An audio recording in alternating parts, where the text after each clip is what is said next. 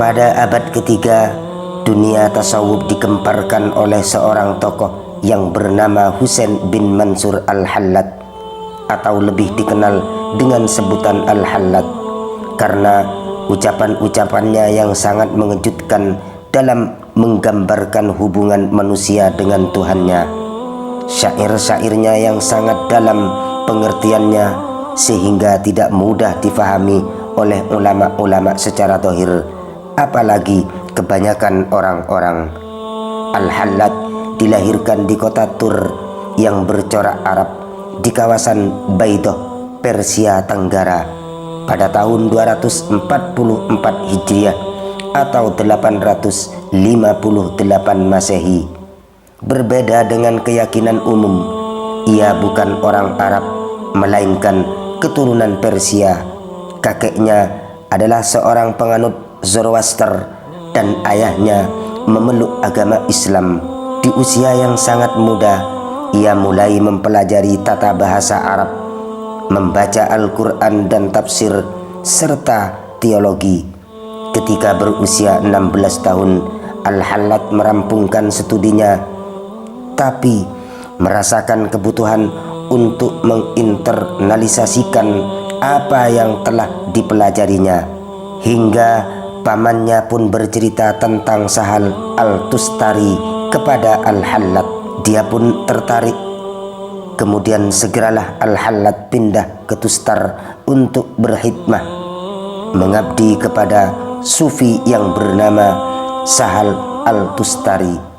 2 tahun kemudian Al-Hallaj tiba-tiba meninggalkan Sahal dan pindah ke Basrah.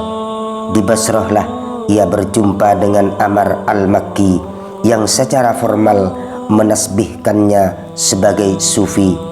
Amar adalah murid Junaid, seorang sufi paling terpengaruh saat itu. Al-Hallaj menemani Amar selama 18 bulan, lalu meninggalkannya. Setelah itu, ia pun Al-Hallaj kembali ke Basrah. Ia memulai mengajar, memberi kuliah, dan menarik sejumlah besar murid. Namun pikiran-pikirannya bertentangan dengan ayah mertuanya, dan ayah mertuanya sama sekali tidak mau mengakuinya. Ia pun kembali ke Tustar bersama dengan istri dan adik iparnya yang masih setia kepadanya. Di Tustarlah ia terus mengajar dan meraih keberhasilan gemilang. Akan tetapi Amar Al-Makki mengirimkan surat kepada orang-orang yang terkemuka di Ahwas untuk mewaspadai Al-Hallaj. Situasinya menjadi buruk sehingga Al-Hallaj pun memutuskan untuk menjauhkan diri dari kalangan sufi. Al-Hallaj pun meninggalkan jubah sufi selama beberapa tahun, tapi tetap terus mencari Tuhan. Pada tahun 899 Masehi, ia berangkat mengadakan pengembaraan pertamanya ke batasan timur laut negeri itu, kemudian menuju selatan, dan akhirnya kembali lagi ke Ahwas pada tahun 902 Masehi. Ketika ia tiba kembali di Tustar, ia mulai lagi mengajar dan memberikan kuliah.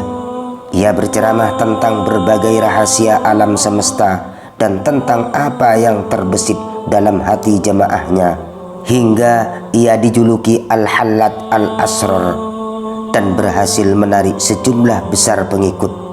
Namun kata-katanya yang tidak lazim didengar itu membuat sejumlah ulama mengkhawatirkan akibat negatifnya.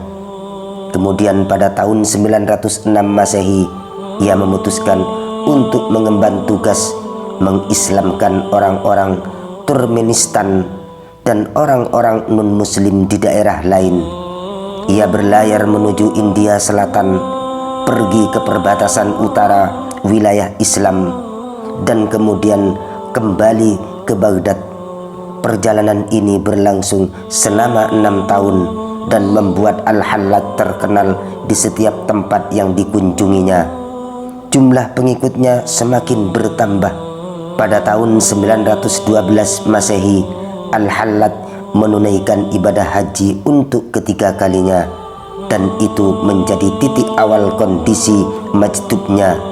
Di saat inilah ia mengucapkan, "Ana al-haq, akulah kebenaran." Dan dalam perkataan seperti inilah ia dalam keadaan tidak sadar. Akhirnya Al-Hallaj pun punya banyak sahabat dan musuh.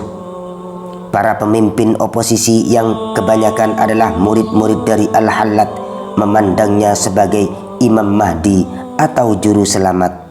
Para pendukung yang ada di kalangan pemerintah melindunginya. Pada akhirnya keberpihakan Al-Hallaj berikut pandangan-pandangannya tentang agama menyebabkan dirinya berada dalam posisi berseberangan dengan kelas penguasa. Pada tahun 918 Masehi ia diawasi, dan pada tahun 923 Masehi ia pun ditangkap. Al-Hallaj pun dipenjara selama hampir 9 bulan. Selama itu ia terjebak dalam sengketa antara pendukung dan musuhnya. Akhirnya setelah melalui persidangan, wazir khalifah menjatuhkan hukuman mati kepada Al-Hallaj. Wallahu a'lam.